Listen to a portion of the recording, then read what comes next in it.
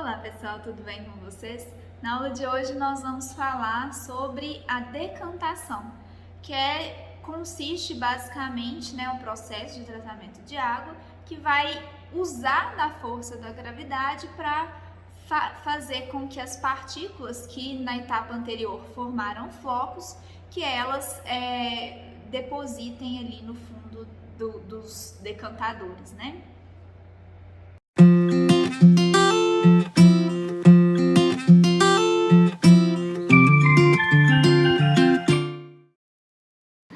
Bom, dando continuidade aí, aos nossos estudos sobre tratamento e qualidade da água bruta, uma série de processos, que devem ser feitos para que a água chegue no seu grau máximo de potabilização, com relação às portarias definidas pelo Ministério da Saúde.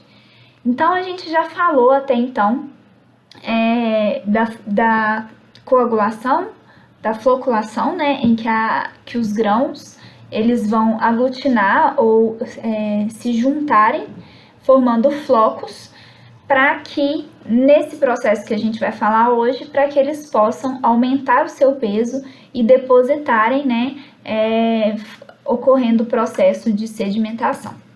Então, para a gente entender o ponto em que a gente está aqui nessa parte de decantação, a gente já passou pela casa de química, pelo floculador, e agora a gente vai falar sobre a sedimentação das partículas que foram formadas flocos, no processo anterior e vão agora sedimentar em função do seu peso, e da ação da gravidade. Esse processo ele vai acontecer no decantador, Então aqui a gente tem o esquema do decantador. A água ela sai do processo de floculação e passa pelo processo de decantação, onde as partículas, os flocos formados vão sedimentar, são coletadas através dessas calhas coletoras e vão aí seguir o seu fluxo em direção ao processo de filtração.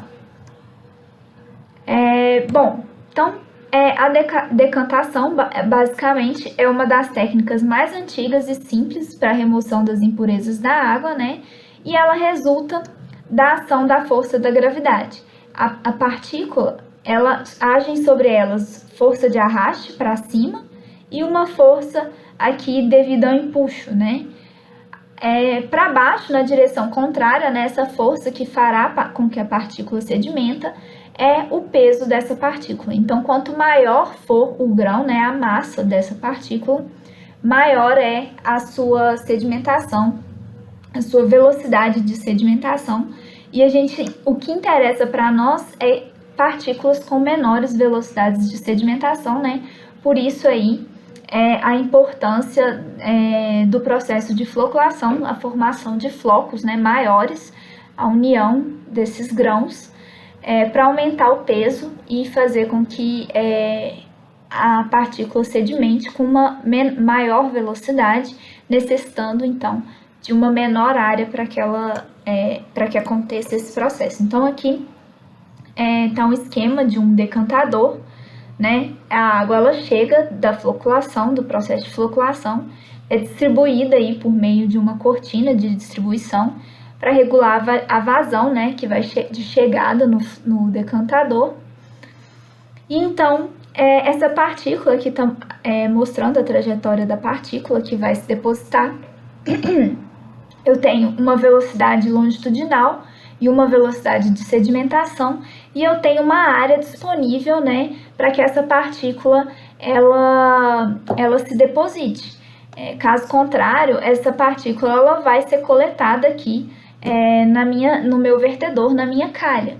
Então, o dimensionamento do decantador ele deve levar em consideração essa taxa com que a partícula se sedimenta, Além disso, no esquema do decantador, é importante mostrar para vocês que eu tenho as calhas que vão coletar essa água, do processo de água decantada e levar para os filtros, através de vertedouros. E esse lodo formado aqui ao fundo do decantador é coletado no poço de lodo e dado a destinação final para esse produto aí da decantação. Bom, o conceito, né, de decantador são as unidades destinadas à remoção das partículas presentes na água através da ação da gravidade. E aí podem ser feitas, né, a sedimentação de duas formas, a sedimentação discreta e a sedimentação floculenta, isso em função da partícula com que é decantada. A sedimentação discreta, as partículas, né, elas não sofrem variação, tanto nas suas dimensões quanto na velocidade. Isso tudo é constante ao longo de todo o processo de decantação. Já a sedimentação floculenta, né, os grãos, as partículas, elas se chocam ao longo do processo de decantação, aumentando aí o seu peso, o seu tamanho, aumentando aí em consequência a velocidade de sedimentação, e vai haver, né, a formação desses flocos. Por isso, a importância do processo de floculação, né? Como eu falei, a formação dos flocos aumenta a velocidade de sedimentação e aumenta a eficiência dos processos seguintes, né? No caso aí, a decantação. Bom, nós temos tipos de decantadores, temos os decantadores clássicos e os tubulares. Dos clássicos a gente tem aqueles com seção retangular ou seção circular, e os decantadores tubulares laminares são chamados também decantação de alta taxa, né? Isso porque nesse tipo de decantação as partículas elas vão se deparar com anteparos, né? Tanto laminares quanto tubulares. E aí o fluxo ele pode ser tanto ascendente como na horizontal, mas enfim, a partícula ela vai se deparar com anteparos, a água consegue passar através desse anteparo, mas a partícula ela fica retida. O choque com esses anteparos faz com que a partícula se sedimente de forma mais eficiente, né, do que e com uma menor seção transversal do decantador, uma menor área de sedimentação, o que faz aí as vantagens desse tipo de decantador. No entanto, os decantadores tubulares laminares, eles têm um maior custo, né, tanto de operação como de manutenção, isso em função de necessitarem de limpeza, né, e é difícil limpar os tubos ou as lâminas, uma desvantagem em relação aos decantadores clássicos, né?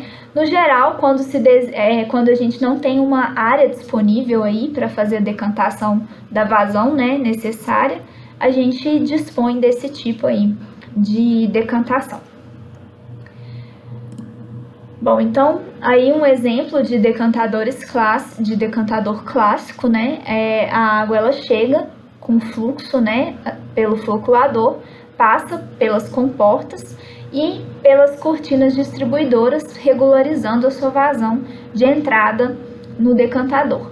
A partir daqui, as partículas começam a sedimentar e a água decantada é coletada aqui nas calhas coletoras, né, nos vertedouros. Então, aqui é a foto desse esquema aqui que eu estou mostrando. O corte, né, a cortina de distribuição, as partículas se decantando aqui, sedimentando, a zona de repouso, o lodo, né, formado, produto dessa decantação, e aqui a coleta do lodo e os vertedouros, né, que vão levar essa água decantada para os filtros. Os decantadores clássicos, né, uma forma aí, e o circular, de seção circular, a água ela chega aqui dentro e é distribuída aqui ao longo do decantador por essa cortina aqui de distribuição. Ela é coletada ao longo aqui desse vertedouro. Então, fotos, aqui as calhas, né, ao final do processo de decantação, justamente para dar espaço da área para que as partículas se sedimentem como um todo e aqui a água esteja já em condições de ir para a filtração. Então aí alguns valores normativos, né, é importante observar o que está estabelecido na norma para o processo de dimensionamento dos decantadores. Então, a gente tem a NBR 12216, né, que dispõe aí a respeito do tratamento e qualidade da água. A velocidade longitudinal máxima, né, permissível, ela é determinada para que se evite os arrastes dos sedimentos, né, que estão depositados ao fundo do decantador. Essa velocidade ela é limitada em função da capacidade da ETA. Eu não vou ler para não me delongar nesse vídeo, mas depois vocês deem uma olhada, né? Para ETA com capacidade de até 10.000 metros cúbicos dia, a velocidade longitudinal máxima permitida pela norma é meio centímetro por segundo. E aí a gente tem que atender essa norma, né? Não deixar com que as nossas velocidades longitudinais superem ao que está estabelecido na norma. Isso quando a gente não dispõe de ensaios, né, para determinar a velocidade de sedimentação da partícula. Quando a gente tem esse valor também estabelecido, né, 18 vezes a velocidade de sedimentação, que é o limite aí para o fluxo turbulento, né? E aí, caso haja essa turbulência, vai haver arraste dos depósitos. O número de decantadores também é normatizado. Uma unidade para ETAs com capacidade inferior a 1.000 metros cúbicos dia, com operação contínua, ou até 10.000 metros cúbicos dias, funcionando até 18 horas por dia. E caso seja superior a isso, ou seja, acima de 18 horas dia ou com capacidade superior a 10.000 metros cúbicos dia, no mínimo 2 unidades aí de decantadores. Bom, a velocidade de sedimentação, ela é função de uma taxa de aplicação, né, de sedimentação e função aí da vazão que chega, e ela deve levar em consideração um fator, né, que é o fator da capacidade da ETA, considerando os níveis aí de operação. Bom, então essa taxa de aplicação superficial, denominada TAS, ou Q, a gente pode chamar de Q também, é função da vazão e da área da ETA. O que a gente faz para dimensionar a ETA é basicamente calcular a área do decantador. Para a gente dimensionar o decantador, né, é calcular a sua área, que é a área superficial. Então, a gente tem normatizado essa taxa, né, de aplicação superficial em função da vazão que eu estou tratando na minha ETA. Normalmente eu tenho a vazão, né, que vai chegar, e aí eu vou encontrar a área superficial necessária. E além disso, eu tenho que ter os dados, né, de velocidade de sedimentação, né, para que atenda aí os valores da norma. Depois a gente vai fazer um exercício aí de dimensionamento. Caso a gente não tenha tempo, né, eu vou colocar na lista de exercício, e vocês, caso tenham dúvida, é só me procurar. Nós temos também, né, os decantadores de fluxo laminar ou tubulares, né, que, como eu falei, são colocados anteparos. Esse aqui, no caso, é uma bandeja na horizontal, que faz com que a partícula ela bata nesse anteparo e seja retida nele, né, e a água consiga passar, né. Esse aqui é de fluxo horizontal, mas a gente tem também com fluxo na vertical, né, com fluxo inclinado. Então, o que faz, né, com que a área, tá vendo? Se eu não tenho o anteparo, olha onde é que essa partícula vai parar. Se eu tenho o anteparo, essa área necessária para sedimentação é bem menor, né? Eu consigo reduzir com o aumento aí desses anteparos, dessas lâminas que vão captar, eu consigo diminuir aí consideravelmente a área superficial. E aumentar, né, como eu reduzo a minha área, eu aumento a minha taxa de aplicação superficial. O que faz, né, com que para ETAs que eu precise tratar uma determinada vazão e não tenho área suficiente para implantar o decantador, seja necessária a aplicação desse tipo aí de decantadores. Bom, aqui, né, são inseridas lâminas ou tubos, né, que vão formar os anteparos aqui com fluxo na vertical. A água vem, ela passa por essas placas, certo? E as partículas vão ficando retidas. E aí, no final, a água decantada vai ser coletada aqui na calha coletora, né? Então, a taxa de aplicação superficial, ela é bem maior, né? Em função de uma menor área ocupada pelo decantador. Então, a gente tem também os modelos tubulares, né? Que também vão levar essa água e reter as partículas. Então, aqui um esquema de um decantador do tipo tubular, né? Aqui sendo montado, aqui os tubos sendo colocados. E aqui em operação, um modelo, né, laminar, a partícula vai ficando retida nesses tubos, né? E vai ser coletada aqui nessa calha. Aqui também é possível ver as lâminas. Bom, a distribuição da água floculada, né, ela é feita através da cortina distribuidora. Eu mostrei no esquema para vocês, que tem como objetivo uniformizar o fluxo de água, da água floculada no tratamento. Bom, se a velocidade for baixa, distribui mal a vazão, e se a velocidade for alta, ela quebra os flocos. Então, uniformizar esse fluxo aí é importante. Então, aqui uma foto, né, dá para ver os buraquinhos aqui da cortina distribuidora. E a coleta da água é feita através das calhas coletoras, né, ou das tubulações perfuradas.